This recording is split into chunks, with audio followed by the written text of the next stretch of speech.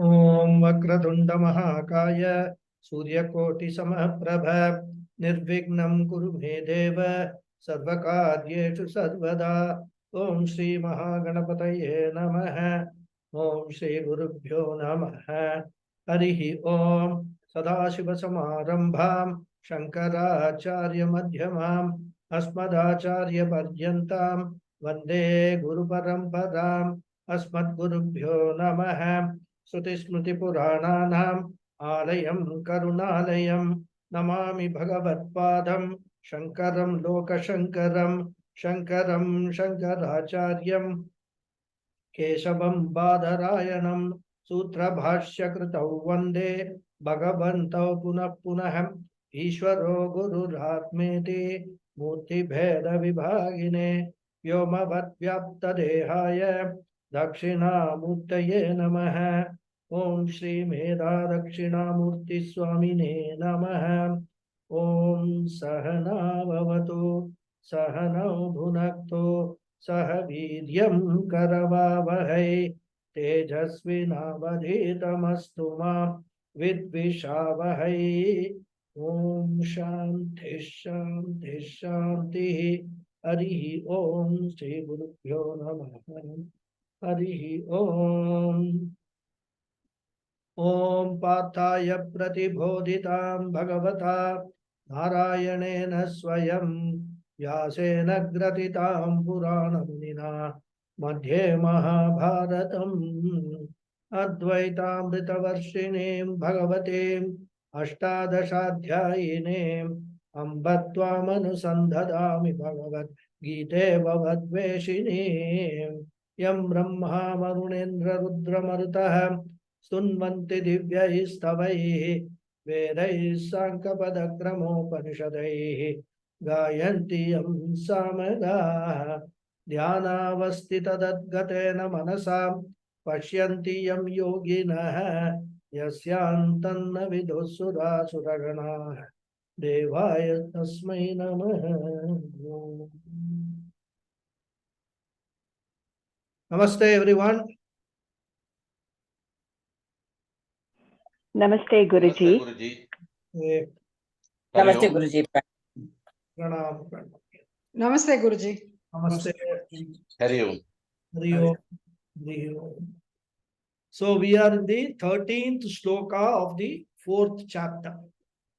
Chaturvarnyam maya srishtam gunakarma vibhagashah tasya kartaram ma vidya kartaram avyayam. Excuse me. So in the last class, we were discussing the view of the Shastras on the gradation among the 4 Varnas. And we saw that according to the Shastras, when you look at from the birth angle, that is the Jati angle, there cannot be any gradation at all. And there are 2 reasons for that. One reason is that, as I already mentioned, according to the Shastras, everyone is born as a Shudra at the lowest rung. So at the time of birth, everyone is the same and there can be no gradation. Therefore, a Jati Brahmana, a Jati Kshatriya, Jati Vaishya and Jati Shudra, all of them are equal. No difference in that.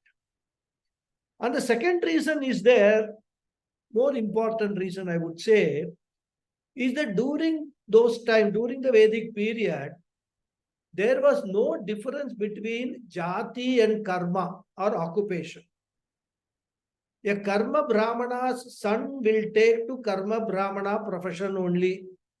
A Karma Vaishya's son will take the Karma Vaishya profession only. And in fact, the marriages also will happen within the same profession, within the same Jati only. Similarly, the Kshatriya, Shudra children they will follow the family profession.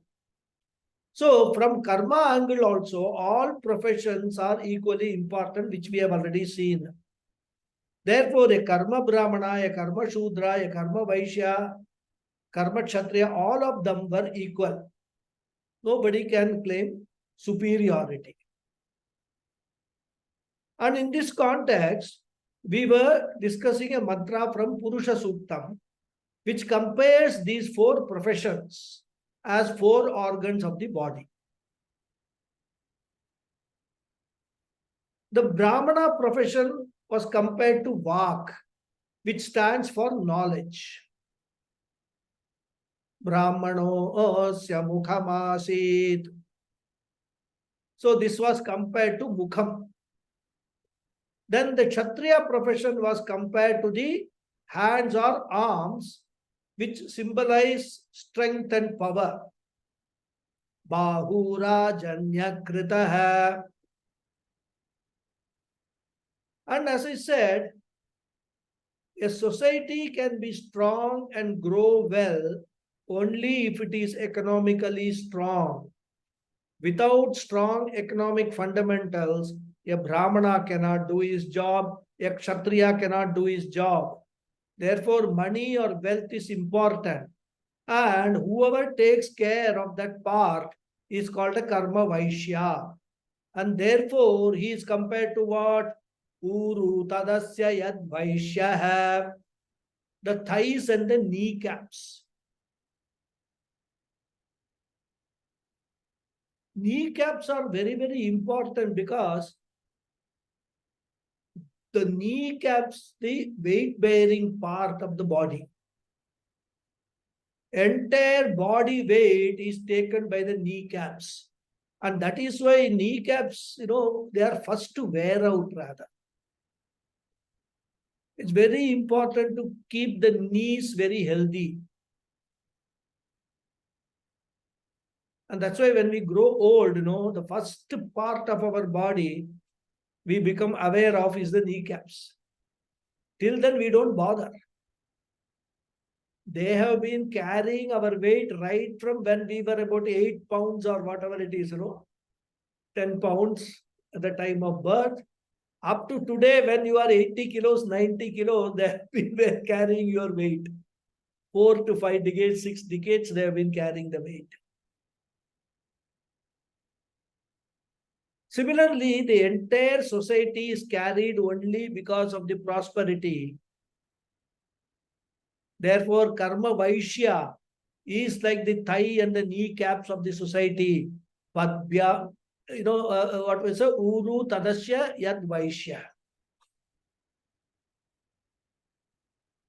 So the Vaishya karma, Vaishya profession is compared to the thighs. And that's why, when you grow old, all doctors, they emphasize on lot of activity with the legs because the muscles should not, wane away rather. They should not become weak. So walking, jogging, for those people who can do it, even mild jogging, lot of activity, stair climbing, up and down. All these things are prescribed only for what? To keep the knees and the thighs, in a strong muscular position, which will avoid so many other problems also. So that is the Vaishya karma. Then Padbhyagum Shudro Ajayata. The Karma Shudra is like the feet of the society.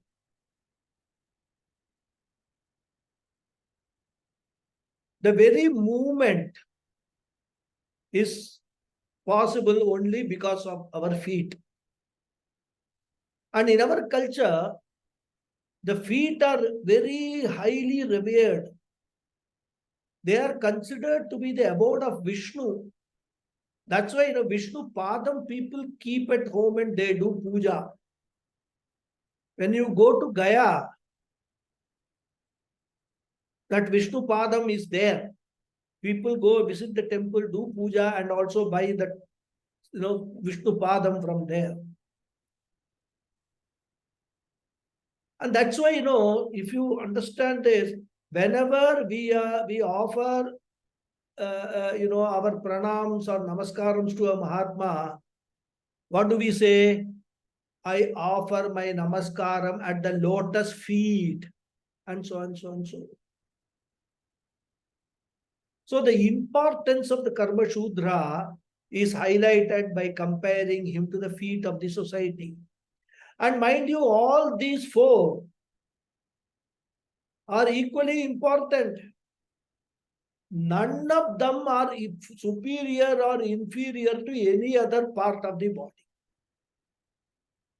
You may have strong thighs, but if you don't have feet, what is the use of those thighs? You will not be able to walk at all.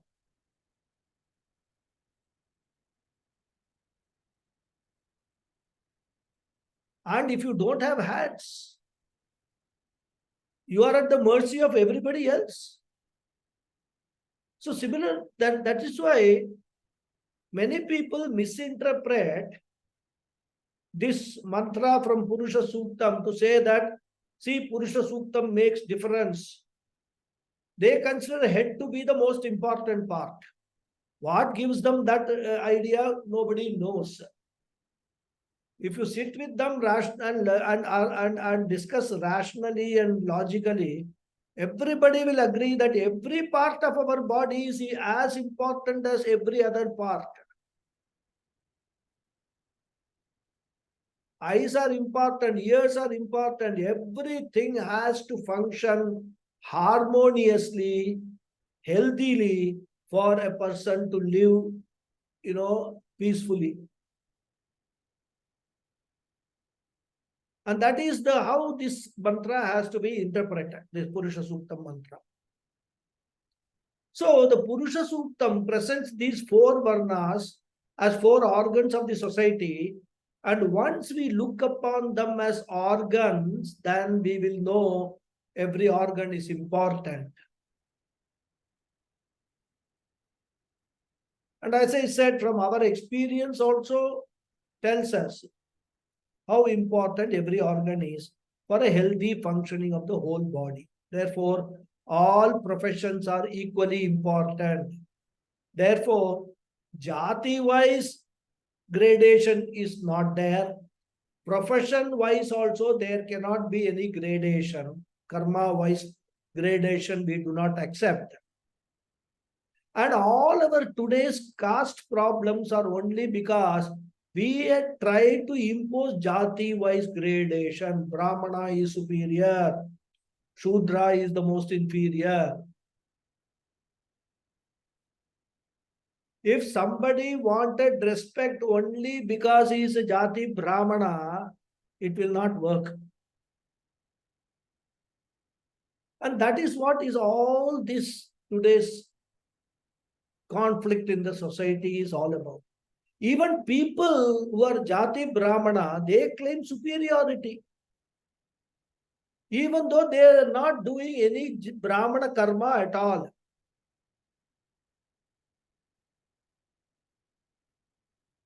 So this is so far as the equality is concerned. So jati-wise equality is there. Karma-wise equality is there. No gradation. Next question is, what about gunataha? On the basis of guna, is there a gradation? Shastra says guna-wise there is a gradation. Character-wise there is certainly gradation. A person of noble character is certainly superior. He has to be respected. He has to be worshipped.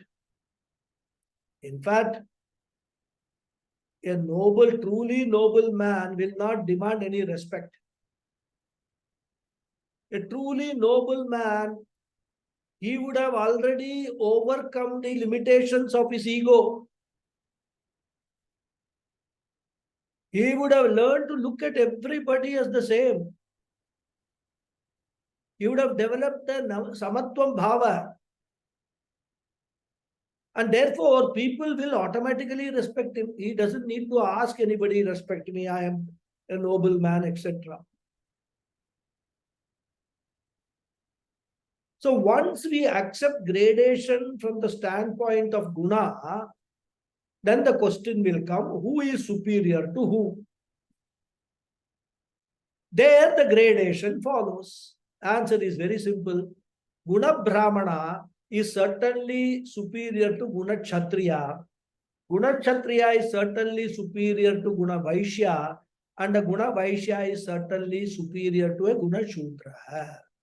Why? Because they have already seen the reasons. What are the characteristics of a Guna Brahmana, Guna Kshatriya, Guna Vaishya, and all. Guna Brahmana predominantly led by Sattva Guna, followed by 20% Rajoguna, 10% Tamoguna. So wherever Sattva Guna is predominant, that person, irrespective of his jati, irrespective of his karma, he will become a Guna Brahmana. Then Guna Kshatriya, 70% Rajoguna, 20% Sattva Guna, 10% Tamoguna. Because of Rajoguna, he is very active, but he is selflessly active. He doesn't do things for his selfish ends. He does things for the society, welfare of the people, like police and military and things like that and all, army and all. So a Guna Kshatriya, because of his selflessness, is certainly superior to Guna Vaishya. And a Guna Vaishya is certainly superior to a Guna Shudra. Why? Because Guna Vaishya is inferior to Guna Kshatriya, because Guna Vaishya is driven by selfish motives.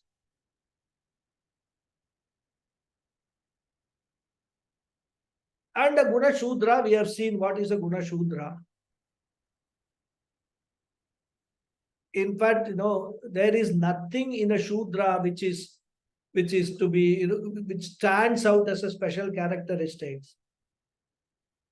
Is Tamoguna Pradhana, 70% Tamoguna, 20% Rajoguna, and only 10% Sattoguna. And therefore, Guna Shudra is given the task of serving the other three gunas, other three types of personalities. And therefore, all people should worship and respect the Guna Brahmana, whether he is a Karma Brahmana or not, whether he is a Jati Brahmana or not, irrespective of his birth, irrespective of his profession, a Guna Brahmana should be respected. It is the superior most.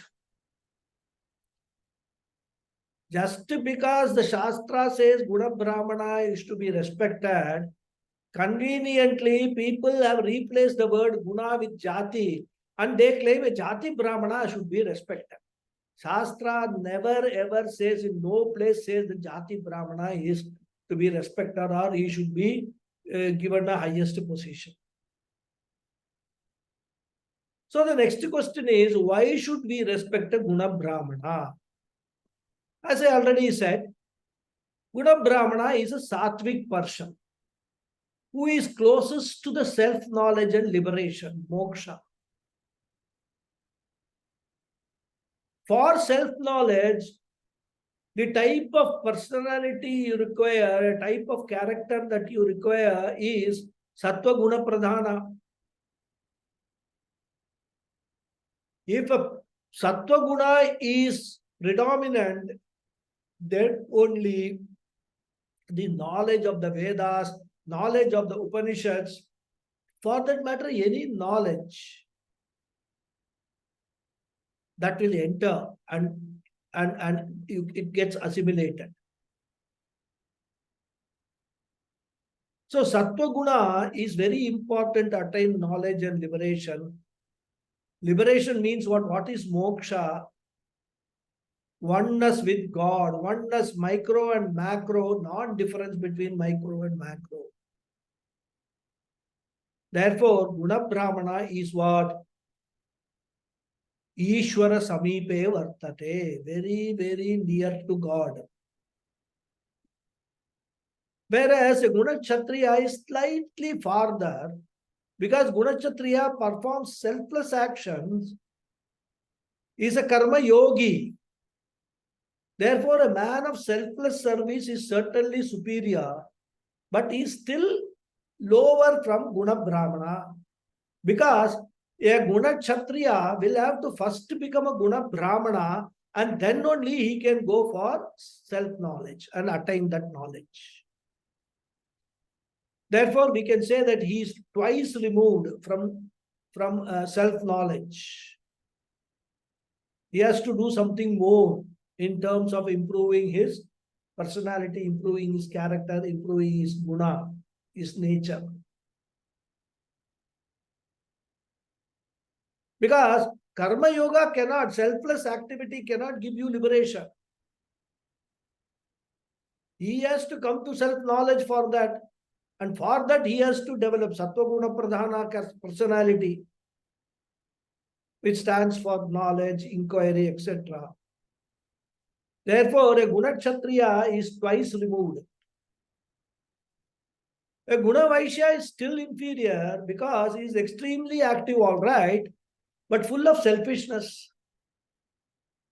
Therefore, a selfishly active person is further removed from God, and therefore he has to take 3 steps: from Guna Vaishya to Guna Kshatriya, from selfish activities to selfless activities, then from selfless activities to Sattvic Pradhana activities. That is, Sattvic Pradhana means go to self-knowledge. Then attain self-knowledge. He has to become Guna Brahmana to attain self-knowledge. He has to become contemplative-minded.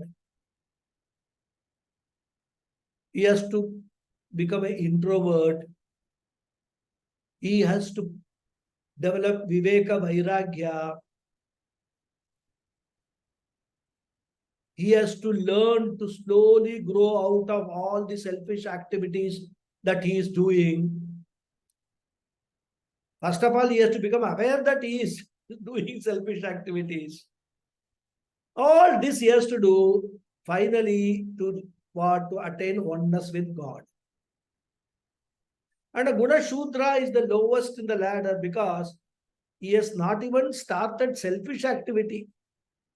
There is neither selfish activity, nor selfless activity, nor knowledge.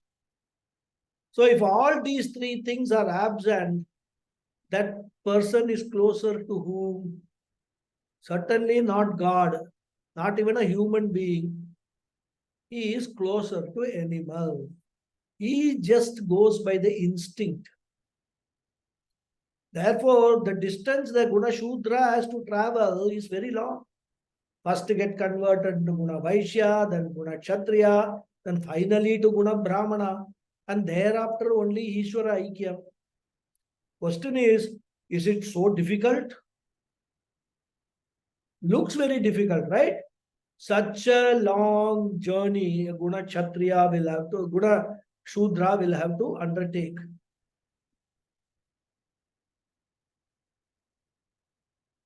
So even though the Shastra says that a Guna Brahmana should be respected, everyone should respect the Guna Brahmana, in order to demonstrate that it is not difficult for a Guna Kshatriya to become a Guna Brahmana, we have got lot of Puranic stories. Those who are from Tamil Nadu will know story of Nandana and other people who are actually not Brahmana. They were all Shudras rather, in fact farm labor. And the temple priests who were Jati Brahmanas, certainly not Guna Brahmanas, they were looking down upon these people. They were not even allowed into the temples. And this Nandana was a very great devotee of Lord Shiva. In fact, Nandana, during the time when he has to go to the field and work, he used to gather other people and sing the praises of Lord Shiva, all the kirtans and bhajans and all he used to sing. And that also irritated the agriculturist, the Vaishya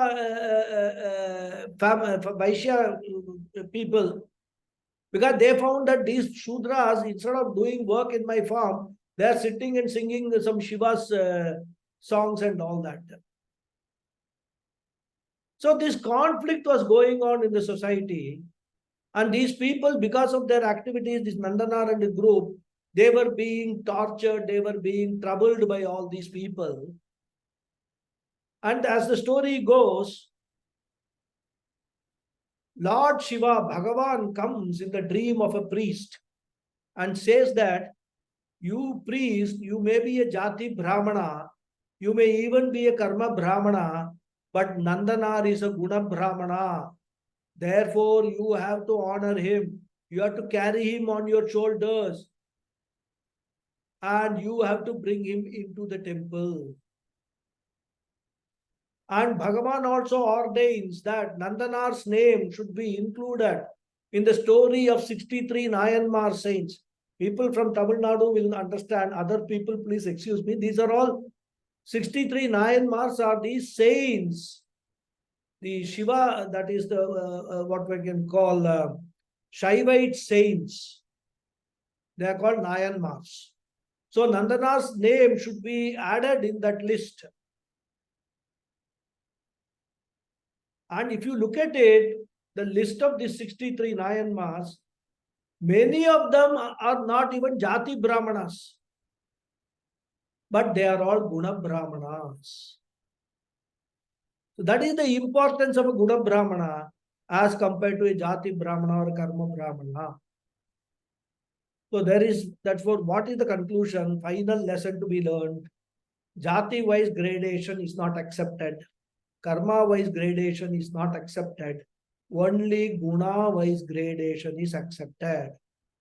And not only we have to respect a Guna Brahmana, the Shastra says that all of us should become Guna Brahmanas. That is the Shastric injunction. And therefore, there is gradation. Now, the final topic in this we are discussing, this Chaturvarnyam, is that we have to discuss whether we can exercise our choice in this matter.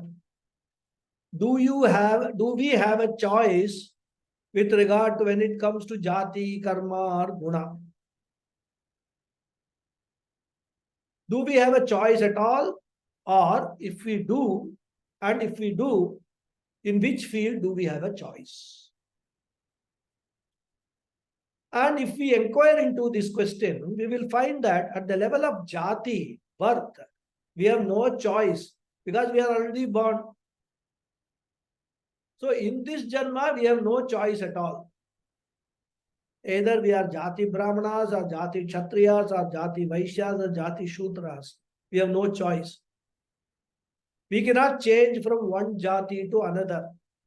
It's a different matter. Many people go to this municipal office or wherever it is, give some money, get a certificate so that they can get a reserved category jobs.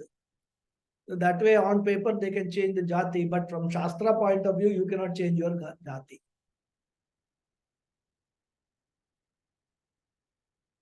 And all these controversies have all come because of that only. They are all either lack of knowledge or politically motivated, rather. Anyhow, since there is no superiority, inferiority so far as Jati is concerned, it is actually from our point of view, from a Vedantic point of view, it is a non-issue. Therefore, there is no choice in the Jati. Next, do we have choice with regard to Guna? Suppose I am a Guna Shudra. Can I become a Guna Kshatriya? Or can I become a Guna Vaishya or a Guna Brahmana? That is the question. Fortunately, the Shastra says, with regard to Guna or character, we do have a choice. It is possible for a Guna Shudra to become a Guna Vaishya and then to Guna Kshatriya and eventually to a Guna Brahmana. Character change is possible. In fact, all the sadhanas prescribed in the Shastras, the rituals which are prescribed, are only meant for this conversion. As I said earlier, we are all born with Tamo Guna Pradhana personality. So laziness is natural to us. Alasyam hi manushyanam Sharirasto Mahan Ripuhu, says the scripture. Biggest enemy for us is the laziness. And laziness is the intrinsic nature of the physical body. And Shastra gives the reason also. It says, since the body is made up of tamas amsha of the panchabhutas, 5 elements, and since Stula Shariram is made out of the tamas aspect of the 5 elements, and since the Stula Shariram represents tamoguna or laziness or inactivity, the body tends to be lazy. Similarly, Sukshma Shariram is made up of Sattva and Rajas aspects of the 5 elements. Tattva Bodha students, we have seen all these things in great detail in Tattva Bodha. So I am not going to go into further details here. You can all refer to Tattva Bodha notes or the talks we had. In fact, I gave a chart also.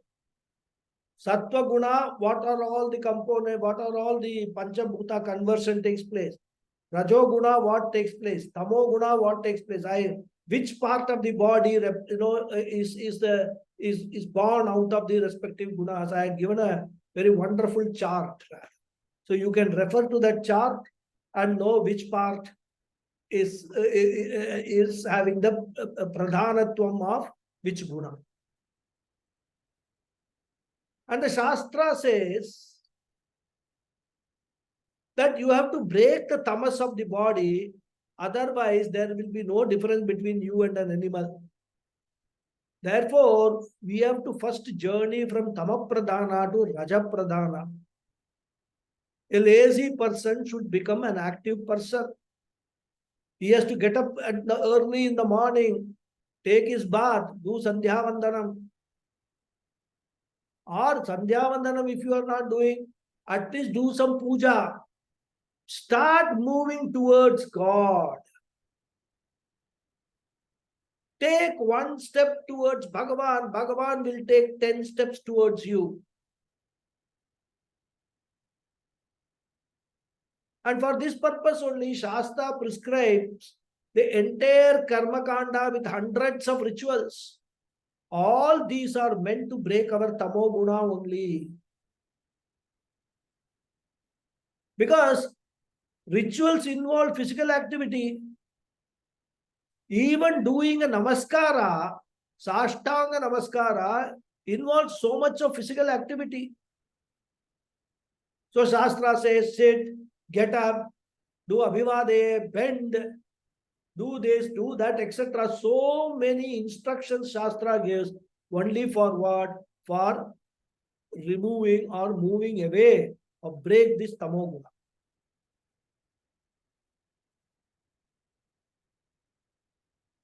So get up in the morning, go to a temple, do pradakshinam, do namaskara, take up to yoga, do Surya Namaskara.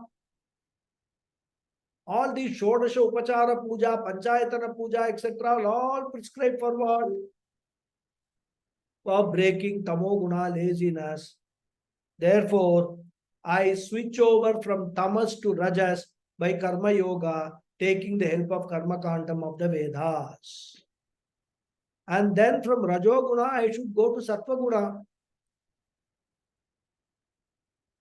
First step is from Tamoguna to selfish Rajoguna. It is a Vaishya Guna, Guna Vaishya. So start, you can go and pray to God. Give me this, give me that, all that are Vaishya. More wealth, more money. You do Mahalakshmi Puja. Ashtalakshmi temple you go. Why? You want more money. For what? For yourself and your family. Not to donate or do charity. First step is that. Then you move to selfless activity. Do the same activity. Do more of the same activity with a selfless attitude. Then you become a Guna Vaishya. But both Guna Vaishya and Kshatriya are Rajo Guna Pradhana, only 70% Rajo Guna. Then you have to grow into Sattva Guna Pradhana. Because if I'm highly active, it is very good, all right, but I will never come to study the scriptures. No time for Gita class, no time for Upanishad class, no time even to listen to the talks on the YouTube or whatever it is. Hyperactivity. Oh, I am a workaholic. People take pride in saying this. I am a workaholic. That is also equally dangerous. And therefore, having gained sufficient wealth for oneself and one family, you should start slowly withdrawing from all these hyperactivities and start contributing towards the society for the benefit of the society. You can do the same activities, but purpose becomes different. It becomes a Kshatriya purpose. You start doing dharmic activities. Artha Kama you did as Tamo Guna Pradhana and Rajo Guna Pradhana. Now in Rajo Guna itself, now you convert your activities into selfless activities. Slowly withdraw. And I should learn to be contemplative and to shift from Rajo Guna to Sattva Guna. And for this, the scriptures prescribe what we call is Upasana Kandam. In fact, the traditional definition, there is no Upasana Kandam, but some of the modern Acharyas bring in the Upasana Kandam concept. Because Upasanas are contained, Upasana basically means contemplation, meditation. These Upasanas are mentioned both in the Karma Kanda as well as in the Jnana Kanda. In fact, many Upanishads contain, at the beginning, there is a Upasana mantras are there. Mantras which are meant for meditation. So, Acharyas carve out a separate kandam called Upasana Kandam, which is predominantly what one has to do during Anaprasthashrama. Varieties of meditations are prescribed. So, Karma Kandam is from Tamas to Rajas, Upasana Kandam from Rajas to Sattva Guna. And once I have become Sattva Guna Pradhana, I am what? I am a Guna Brahmana. I am fit for the next level, which is Sattva Guna to Nirguna hai, Gunatita hai. So it doesn't stop there. You have become Guna Brahmana. You go to Vedantic studies, etc. But still, you are having some Guna. The ultimate objective goal, which Veda says for a human being is to become a Nirguna hai. When you become Nirguna, then only you can identify yourself with the Nirguna Paramatma. When you become Gunatita hai, beyond all gunas, then only you will identify, you can identify yourself with a Gunatita Paramatma.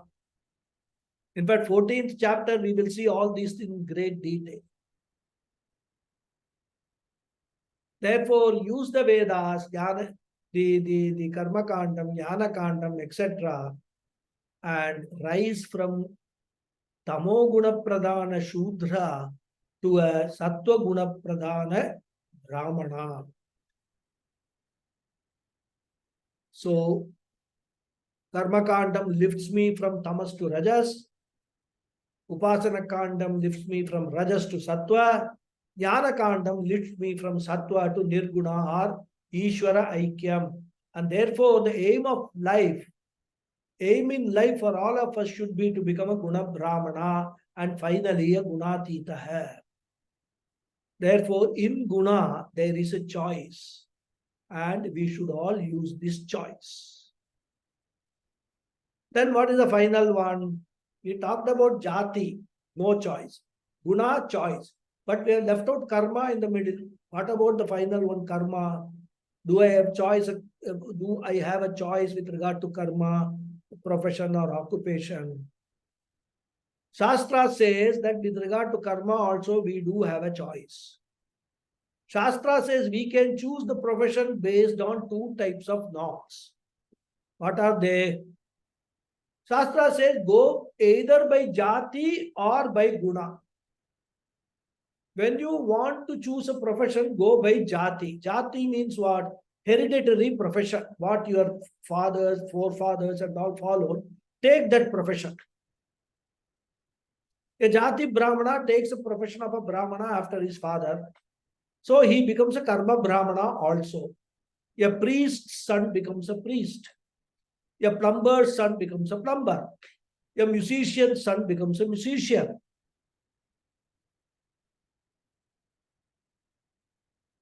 A politician's son becomes a politician. In fact, this hereditary choice or choosing of the occupation was what was prevalent in India till very recently. Nobody had any problem with regard to choosing the profession, because whatever was the profession of the forefathers, this person followed that. Kshatriya's son will rule the kingdom. So one method of choosing a profession by heredity was jati-based karma. What is the second alternative? If you don't want to go by the jati, go by guna. I choose the profession based on what type of personality I have, what type of inclination I have. This is the second option.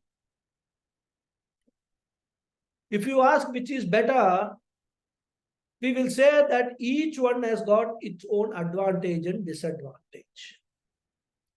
Suppose I choose the profession based on jati. What are the advantages? The first advantage is that I need not get into the problem of exercising a choice. Choice is already made for me. Because many times choosing is a pain. When we come out of our school, especially, we have to choose a subject, what they call a main subject for our college education. That choice itself is very difficult for many people. Then after college, what profession you want to go? Because today, the educational background has become less relevant for whatever profession that you want to take. So there also there is a choice you have got. But if you choose the profession of the parents, the greatest advantage is what? Right from childhood, you are exposed to the atmosphere. In fact, even right from your womb of the mother, you are exposed to the atmosphere. A musician family, the child in the womb always will hear a lot of music. So the music samskara will start developing in the womb itself. Or a Vaidika Brahmana's child, it will be listening to Vedic chanting. So the child is exposed right from before birth itself, and it is prepared for that profession. And as we see, many professions, especially sports and all that, training is required right from very, very young age. Tennis, gymnastics, etc. 6 years, 8 years, they start training. So the earlier you train yourself in the profession, the better professional you will become. Therefore, when the profession is hereditary, the preparation takes place in early ages. Even dietary disciplines can be followed. Because in the tradition, a Brahmana's food was different, Kshatriya's food was different. If a person is going to the war front, he cannot survive on green leaves, drumsticks, and lady's finger, etc. Isn't it? They have to eat all sorts of things and drink all sorts of things. Therefore, even the food items that they were different according to profession taker. Krishna will talk about all these things in 17th and 18th chapters. What different gunas, what are the characteristics of different gunas. So this person is exposed to his family, habits, family preferences, food habits it takes right from the beginning. Therefore, he can smoothly get into that profession. That is the advantage. But what is the disadvantage? The disadvantage is that by chance, he doesn't like that profession or it doesn't suit his personality, then life becomes miserable.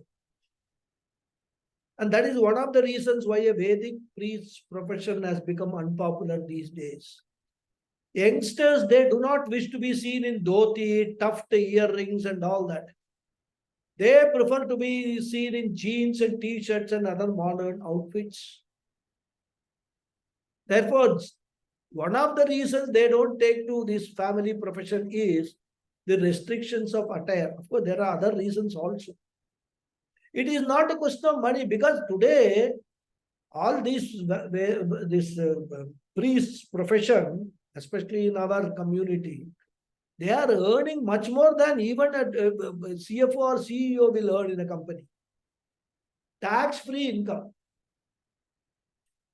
Unless, of course, they are raided by the taxman.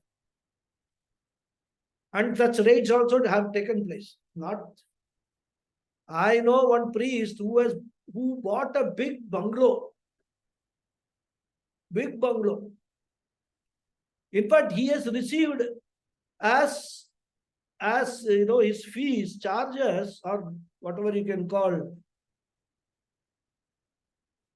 houses, flats, people have donated, given us, this dakshina. Of course, eventually he did not account for any of these things.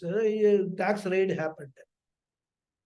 What I am saying is, it is not a question of money that people do not want to take this profession. It doesn't suit their guna.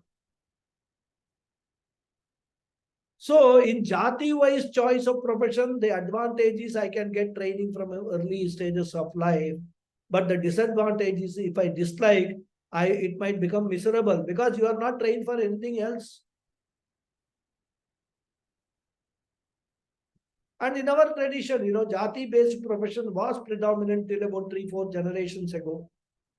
Even now also in many places it is followed. Tirupati and all, there are many jobs which are done by hereditary rights. It goes from father to son to son. Now look at the second option. I go by guna. According to my inclination, whatever profession I like, I choose. In this also, there are advantages and disadvantages. The greatest advantage is if I take up a profession that I like, then there is no strain in my personality. In fact, after a Sunday holiday, I will eagerly look for Monday to again engage in my profession.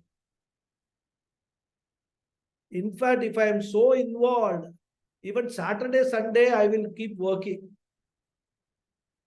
I will put my heart and soul in what I do. And therefore, the results will also be equally good rather.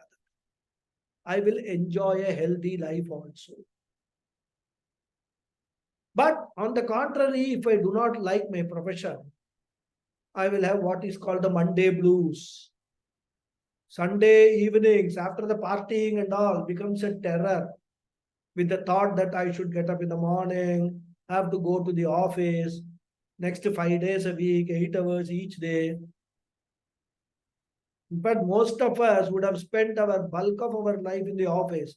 And suppose you do not like what you do, it can create a lot of psychosomatic problems. Well, there is a split personality. You will bring all your office problems home. And domestic quarrel, domestic violence, domestic conflict starts. Because you don't like what you are doing, but you are forced to do it. You have a family, you have children, you have to take care of them, you have to go and earn money.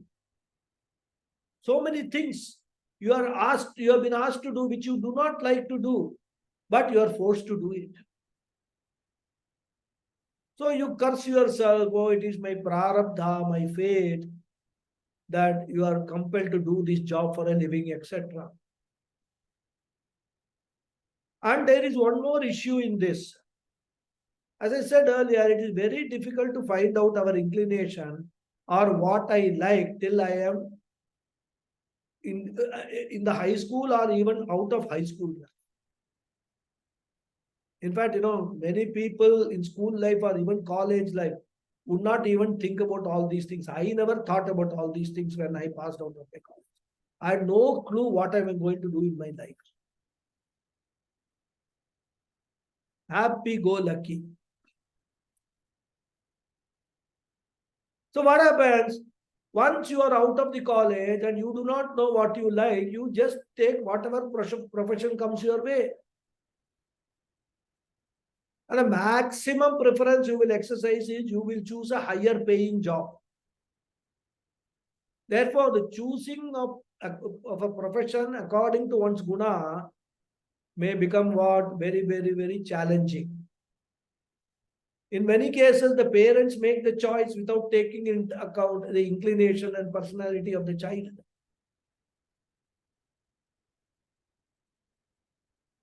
Many parents also try to fulfill their own career ambitions through their children, impose what they could not achieve on their children. This is the disadvantage, biggest disadvantage. Therefore, both advantages are there, disadvantages are there. So Shastra says it doesn't matter. You can go by any one of them, either jati-based profession or guna-based profession.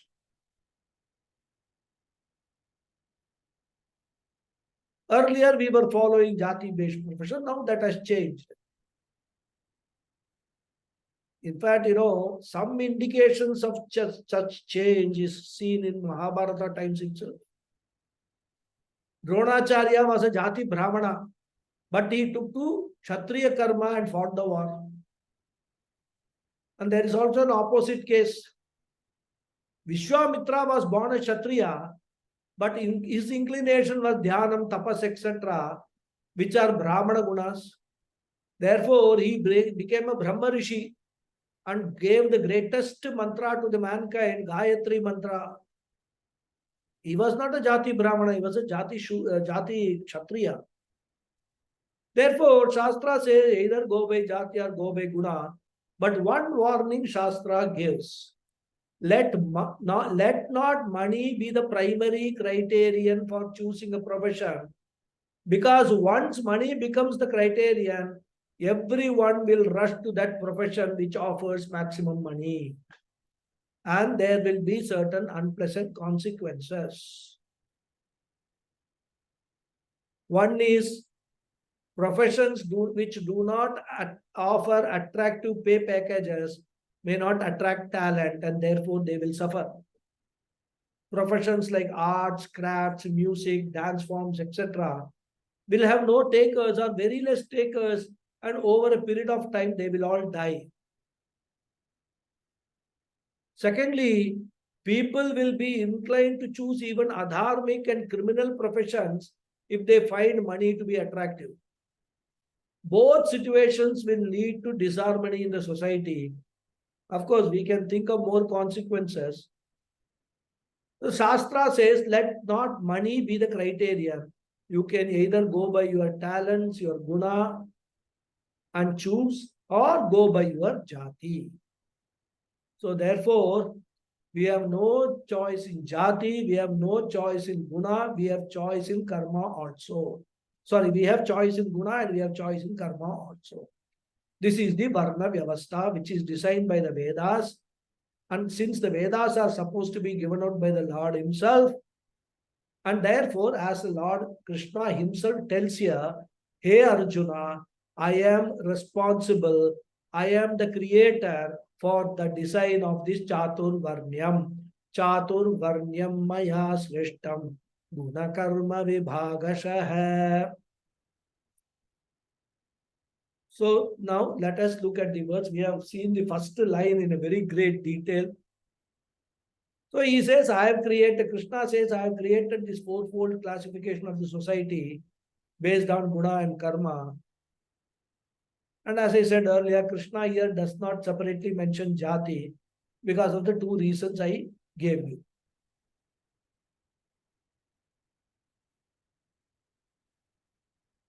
So during Krishna's time, there was no difference between jati and karma. They were identical. Only in Kali Yuga, now we have got all these three divisions. At that time, jati brahmana would be a karma brahmana. Only guna wise, it might be different. Now we have three jati brahmana, karma kshatriya, guna vaishya, guna shudra, etc. Sorry, jati brahmana, ya karma vaishya, guna vaishya, all that karma kshatriya. Different classifications we have got. So Krishna here refers to only two, guna and karma, but jati is also included in karma. We should understand it that way. Now, for the last couple of classes, maybe 2 full classes, we have discussed Chaturvarnyam topic in great detail. Now comes the twist in the story. This is not the main topic of this shloka. It is not Krishna's intention to explain Chaturvarnyam to Arjuna. But since Varnashrama Vyavastha is a very hot topic in the political circles today, not only today, it has been there right from our independence. That is why all these scheduled caste bill, scheduled tribe bill, and all these things came rather. It is a very politically very sensitive topic, this Varnashrama Vyavastha. Therefore, what Acharyas in the Parampara do is, whenever this sloka is discussed, they discuss the Varnashrama Vyavastha in very great detail. Take that opportunity so that people can come to know the various aspects of this hotly debated topic and appreciate the social dimensions underlying this wonderful system that prevailed during Vedic times. Therefore, what Krishna wants to convey through this sloka is totally different. If we recall, Arjuna did not want or doesn't want to fight the war because of what? First chapter we saw Ragaha, which resulted in Shokaha and Moha, right? And from another angle, Arjuna sees this war as a papa karma, killing so many near and dear ones. And he knows that karma binds a person. So if Arjuna does papa karma, he will earn a lot of papas.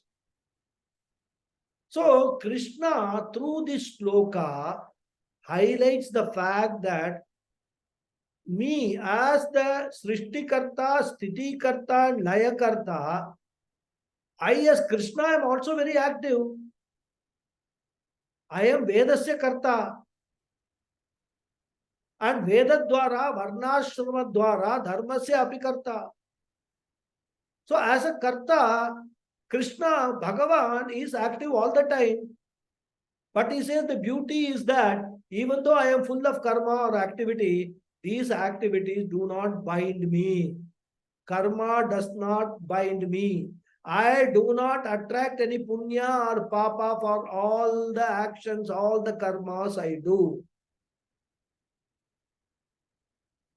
But Arjuna's thinking and worry is that karma binds a person. And that is why he was trying to escape from karma. And what Krishna wants to emphasize is, Arjuna, do not try to escape from karma. You cannot escape from karma because again, your guna will not allow that. Arjuna was not only a Kshatriya by birth, but he was a Kshatriya by character also. And if he goes to the forest, like we have discussed sometime earlier in this, I think in the first chapter or second chapter, in beginning, if he goes to the forest, he will not lead a life of a sannyasi. He will again engage himself in a Kshatriya type of activity like forming a union of sannyasis organization of forest dwellers, even become the president or secretary of such organizations. So Krishna says, Arjuna, do not think of giving up karma.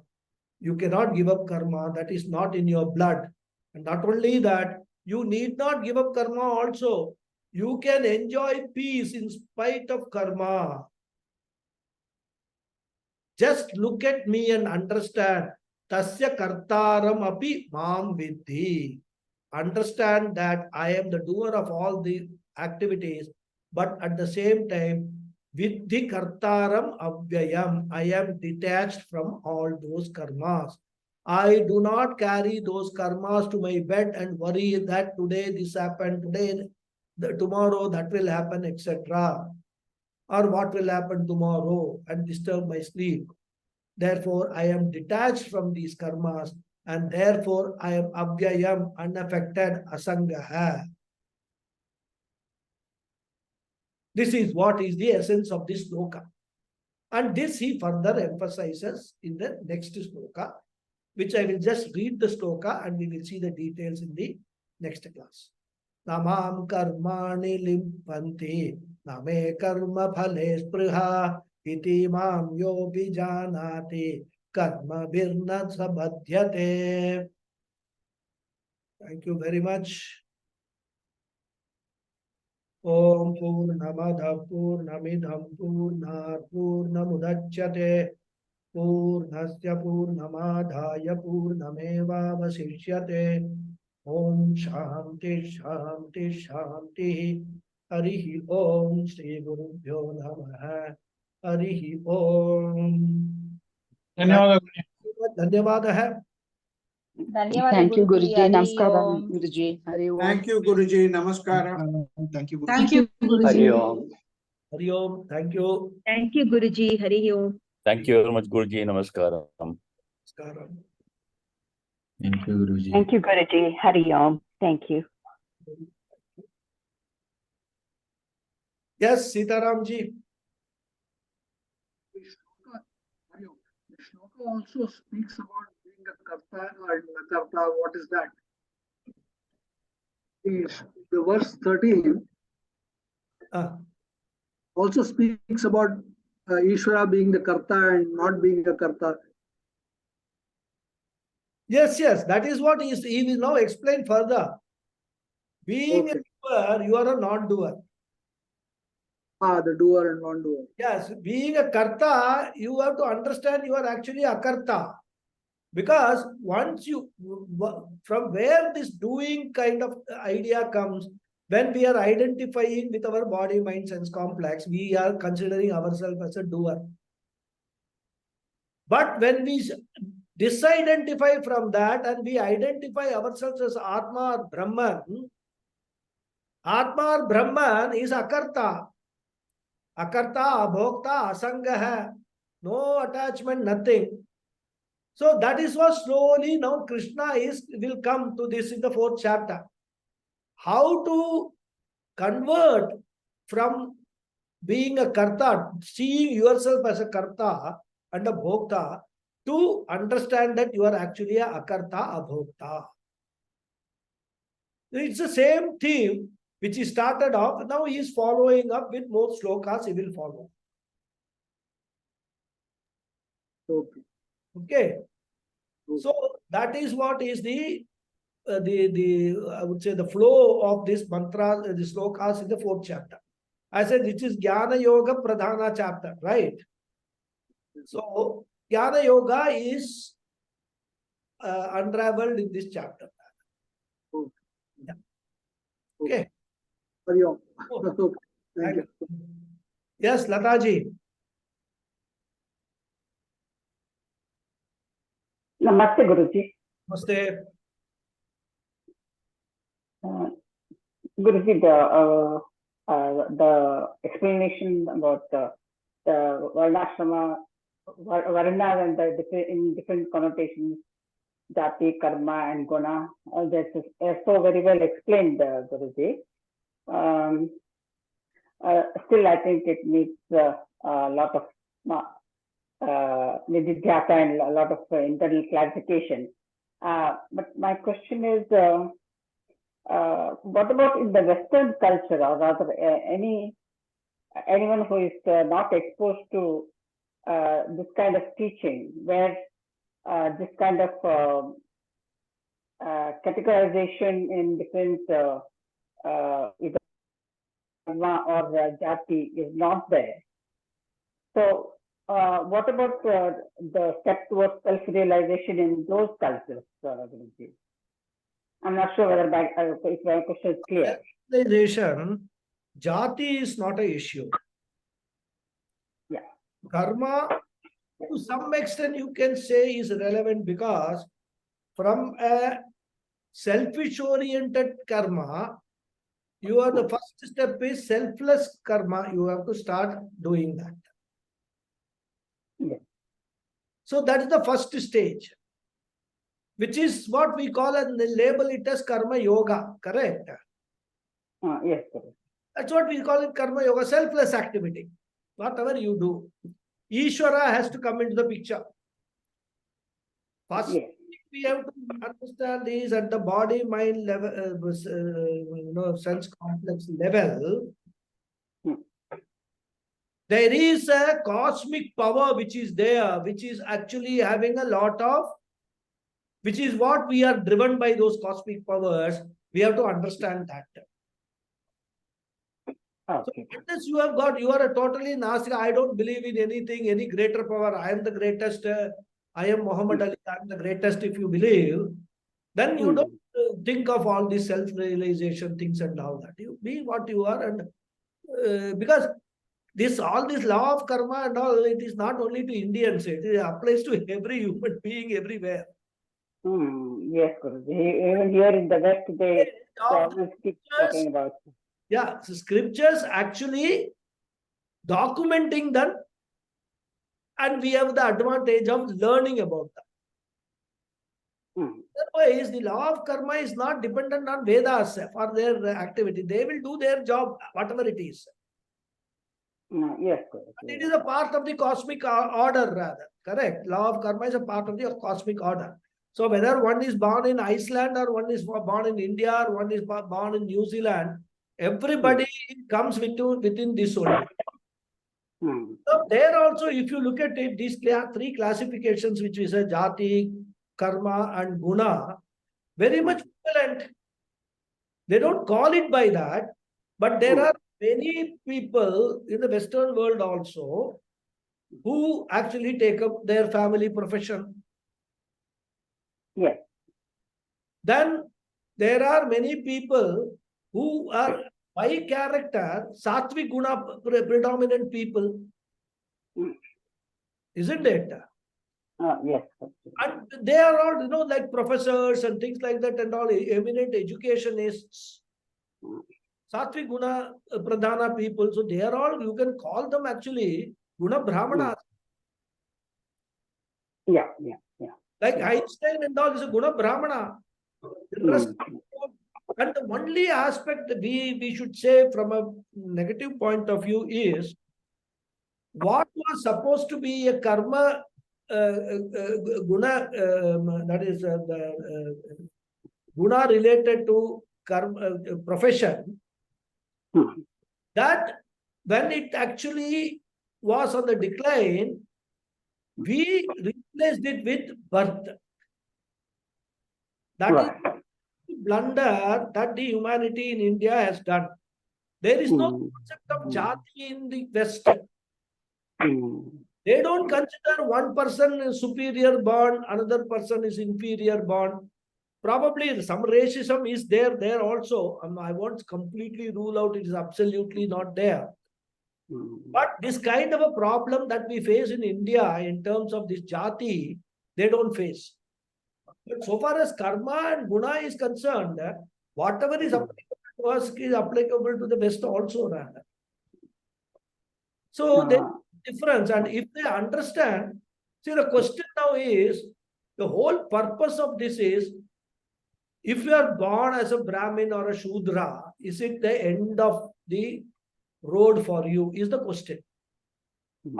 The answer is no. If you are born jati Shudra, you can become a Guna Brahmana. You can work yourself towards. If you join a company as a clerk, for example, take a hospital example, your profession.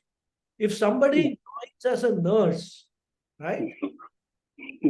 Is it that that person cannot become a doctor? No. He or she can become a doctor, provided he does all the things that is required, the studies and takes those examinations and all that. That person can become a doctor. Just because the person joined as a nurse does not mean that he has to be a nurse. You have to work towards it. Similarly, if you are born as a Shudra with Tamo Guna Pradhana, you can work your life, your way forward, become a Guna Vaishya, Guna Kshatriya, and then Guna Brahmana. That's possible. That movement is possible. And that is applicable as much in the West to any human being in this entire universe, at least entire Earth. Universe, we don't know whether they are human beings. All human beings in the Earth, that is applicable. It is applicable equally to men and women. Yes. So there is no distinction. Yeah. Have I clarified your question? Yes, Guruji, we have. Yeah, it is kind of quite paradoxical that where such amazing wisdom and knowledge has originated, there itself because of the Varna and the Jati, that become the greatest hindrance in the society. That is what Sanatana Dharma is all about. This is not yesterday, today, or it is permanent. Ever. These values, these principles, applicable throughout the time. I mean, all future times also. That is what Sanatana Dharma is all about. So we have the advantage. Having born in India, we have the advantage that we have got access to these. Now it's not that we are the only advantage.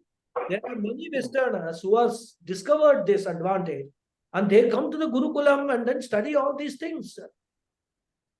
Yes. So many. In fact, the Vedanta is spreading faster in West than in India. Actually, Yes. Korea, in Brazil, Latin America, and there. So many acharyas are there who are taught by Swami Dayananda Saraswati. They are in fact translating some of the texts in their respective languages, and they are teaching, they are holding classes. Japan, so many big group of students are learning Vedanta and Sanskrit. So when you look at it, it is not restricted only to Indians. The whole world, slowly people are coming back, understanding the values of this entire culture. So that is the Renaissance slowly taking place. Thank you very much, Guruji. I have something to ask. Another question. Unfortunately, there are only very few people who have the opportunity to know that about this particular thing, Chatur Varna. They're like, it is not the Jadi Brahmana or Jadi, not from the birth, rather than by his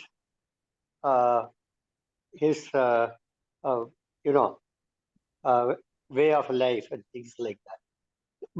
Only very, very few people who try to understand or listen to some of the gurus are able to understand about this. Otherwise, everybody has got the opinion that everything goes by birth. Reason for that, the reason? But there should be, is it not, how to spread this particular information that the Chatur Varnam by our Sanatana Dharma is not by birth, but what is more important is the guna. And only by the guna, one can become a Brahmin, or one can become whatever, like Kshatriya, Vaishya and all that. I mean, better. Now the situation is that everybody thinks because you are born as a Brahmin, you are a big. Or at least other people think that they act big. The other castes and other people.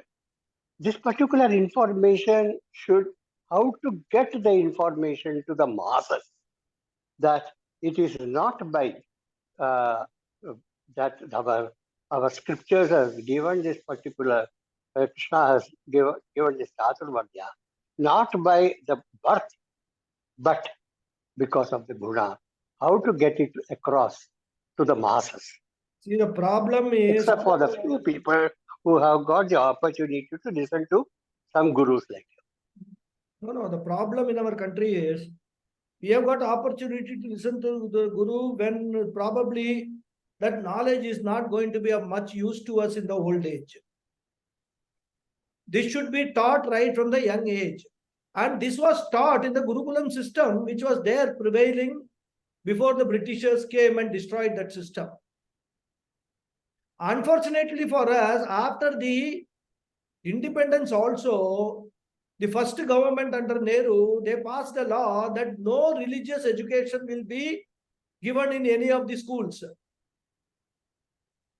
So, what the advantages of the system of knowing and all that, it's lost. Otherwise, it is not difficult to, include this in school curriculum. In fact, that is the whole problem. We have, whenever there are politically, I don't want to go into that, but then there are people when they criticize that last 70 years, governments have acted against Hinduism because in Christian school, missionary schools, they are allowed to teach Bible. In Islamic, all these madrasas, they are allowed to teach Quran, but only in Indian school, our Hindu school, they are not allowed to teach the Vedas. So if we have started, what needs to be done is to popularize it right from childhood. Let us say not from first standard, maybe fifth standard or something, middle school. You introduce them to these Vedas in a simple text. These are all not very complicated things rather. And it will take 1 or 2 generations for the entire mindset to change. If at all. On the contrary, it is going in the opposite direction. They want to destroy the Sanatana Dharma itself. Yeah, that's what I was just trying to say something else. Would it not be good, to get it to the masses? No, the education part is out, right? It cannot be brought back. On the contrary, they even want to remove some lessons which are connected with Sanatana Dharma in the next school year. That's what they are saying. Whatever it is. But as you say, that not going into the politics side, I'm just mentioning that there is a media and there is a newspaper and circulation and things like that. Is it not possible? And we have got a lot of, organizations, Shankara Madam, and all sorts of organizations. Can it not be spread through in a very simple manner, what is actually Chaturvardya, so that the masses can reach it through media, which is one possibility, one thing which is available to everybody. Media, unfortunately, is also today an instrument at the hands of the rulers. It's a pity, actually, correct. So we can go on talking about it, but so far as the other organizations are concerned, there are so many organizations which are popularizing this. There are so many talks are held. In fact, thanks to Swami Vivekananda's talk in the Chicago or wherever it was in the US, and followed up by Swami Dayanand Saraswati, Swami Chinmayananda, Swami Dayanand Saraswati, all that. It has become quite popular amongst a section of the society, and they in turn, for example, let us say there are 20 people in this class. I am sure for most of you, this perspective of this Jati Brahmana, Guna Brahmana and Karma Brahmana business would have been new. Correct? Yeah. So this is one way this knowledge is being imparted. And like me, there are hundreds and thousands of teachers who are actually teaching this to small groups of people. Now, when you actually talk to your children, grandchildren and all, you can actually tell them that this is exactly what this Sanatana Dharma, this business is, Brahmana, Kshatriya business is. If you have understood, you can tell them. So like that only we can spread, because official instrument or official infrastructure is not available unless some government comes and makes it a Hindu. We will teach there are Hindus. There are Brahmana Sabha, I mean, there are other things who can daily give some sort of information amount in the newspapers, almost every day in the newspapers, for which definitely there can be some sort of money that is to be spent, can definitely come from people. I mean, of course, I'm just mentioning it. It is, of course, utopic.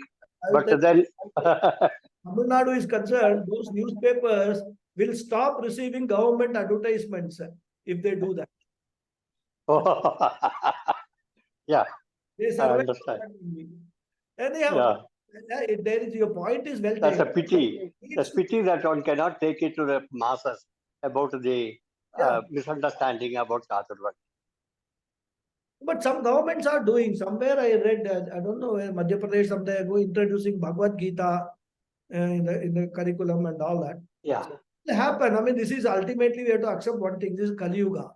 In Kali Yuga, all these adharmic forces will have upper hand for a long time. So we have to go through that process and try to keep this alive as much as possible. And that's what every Acharya tries to do that. Exactly. Right? That's what we are. Okay. Thank you. Right. Hariom, thank you. Thanks. Guruji, in this connection, more than the government or politician, I feel that the so-called the Hindu pseudo-intellectuals, in the name of secularism, they are the worst curse. They talk much against spreading our Sanatana Dharma. They talk about secularism, that all religion is one and the same. Secularism itself is politically motivated. When did that word secularism come into the constitution? It was brought in by Indira Gandhi during emergency. Right? Yeah. So that itself was politically motivated, that she wanted to get the votes of the minority segments. So ultimately, it all ends up in the lap of the politicians only, rather. No, even the so-called among the masses, the normal pseudo-intellectual, they consider themselves to be as intellectuals and talk. They keep on talking with big terms, and they work against Sanatana Dharma. Yes. They don't want that to be spread. That is only in the south, not in the north. Oh, okay. Yeah. Because in south, what has happened? Yeah. Conversion has taken a very high, activity rather. If you see most of the politicians, they are all Christians. They have not changed their name. But your Andhra Pradesh Chief Minister is a Christian. This fellow, what is his name? DMK, that son, Udayanidhi Stalin. He openly tells that I am a Christian.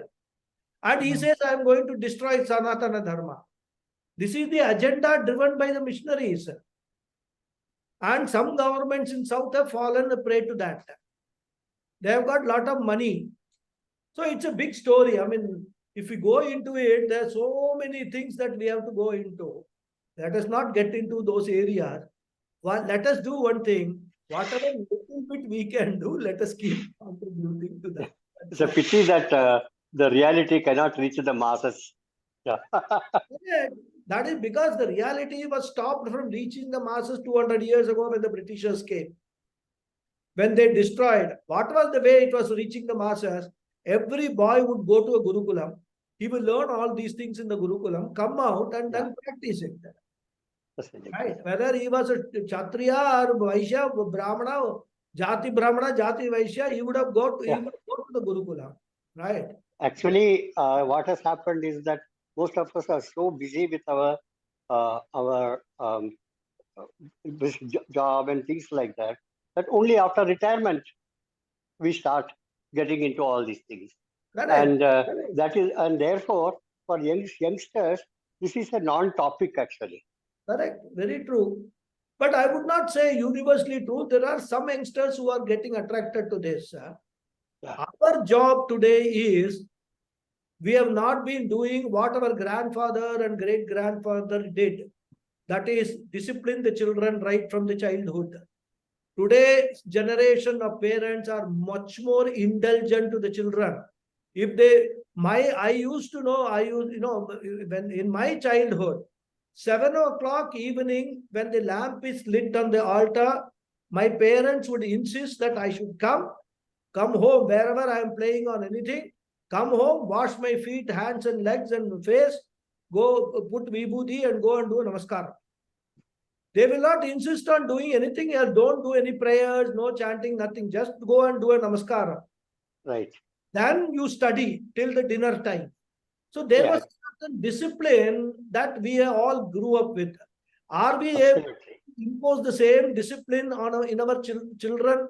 No, they will say, go to hell. So it is easy to blame others. We should look at ourselves. What are we? Are we able to, that strict discipline, such disciplined children only will become disciplined citizens later. Absolutely. So this has to start right from the sapling stage. At 60 years, if you are learning Veda and all that, what is the purpose? So this, and then there is a complete. One is the family setup, it should be conducive. Another is the educational setup, that should also support all these things, irrespective of which religion you belong to. In fact, Bhagavad Gita and all is a universal scripture. It only talks about human values. It doesn't talk about any religion. It talks about the equality of humans. Everywhere throughout Gita, right up to 18th chapter, Bhagavan Krishna talks only about samatvam, way of life. Equality. So where is the way of life? Way of living. So where is the question of any gradation or superiority, inferiority, and all? Nothing is there. But this message doesn't go, and it is very convenient today, politicians, because people don't know, they can come out with any story and mislead people. So one thing has led to another, and this is what is happening. Yeah, a pity. Anyway, it's a very long. I mean, we can go on debating. Right. Thank you. Okay, Hariyo. Anjali ji, what's your question? Yeah, Guruji, this one way of getting this jatis, getting out of this jati system is encouraging intercaste marriages, isn't it? No. No. See, how will intercaste marriage remove this? We are talking about an individual personality, correct? Jati system, I'm talking. Jati. Jati is irrelevant. That's what I'm saying. You don't go by jati. Jati is not at all relevant. Whether you are Brahmana, Shudra, Vaishya, it is not important at all. So intercaste marriage, when you are saying, you are only again going back to the jati only. We are talking about come to guna. Look at guna. Promote yourself in the guna. From tamo guna yeah, that is ideal. Yeah, that is ideal. But in the existing, that is the only thing. What ideal? Ideal means today's existing system is rubbish. Rubbish, yeah. By doing more rubbish, you cannot clean the system. So the intercaste marriages and all are all rubbish things. This is all, I should tell you now, shortcut methods. When something goes wrong, some electric outlet goes wrong in your, what we'll do, some shortcut method, you will put some two pins and all that. On 5 days, the whole thing will burn. I'm not against intercaste marriages. If two people like each other, irrespective of whatever caste they belong to. If two people like each other, they want to marry, their families are also acceptable, marry them. Don't call it a Brahmana is marrying a Shudra. Don't say that. Because everybody is a Shudra only. So where is the question of intercaste? If you think you are a Shudra without an iota of Brahmana guna, if you are thinking you are a Brahmana without an iota of Brahmana guna, you are a Shudra only. Yeah, all right. Yeah, you because you call yourself Brahmana, it does not become intercaste marriage, isn't it? Yeah. Everybody is a Shudra, everybody marrying, so it is within caste. Within Shudras. I will say intercaste marriage is a person who is a Guna Brahmana. Satvik Pradhana person. He or she chooses a Tamo Guna Pradhana person as his partner. That is intercaste, which we will never see. Yeah. Which we'll never see. So there is intercaste marriage and again political business. See, we have got so deeply engrossed in the politics. Yeah. Religion. Lot of mess. Yeah, there is a lot of mess. Yeah. Yeah.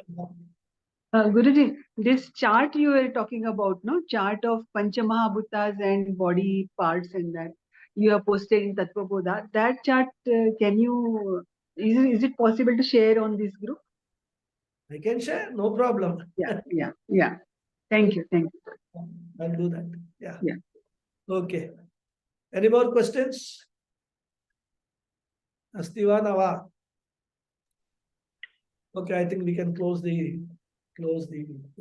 session. Next class will be from US. Hari Om Guruji. Thank you. Hari Om. Thank you.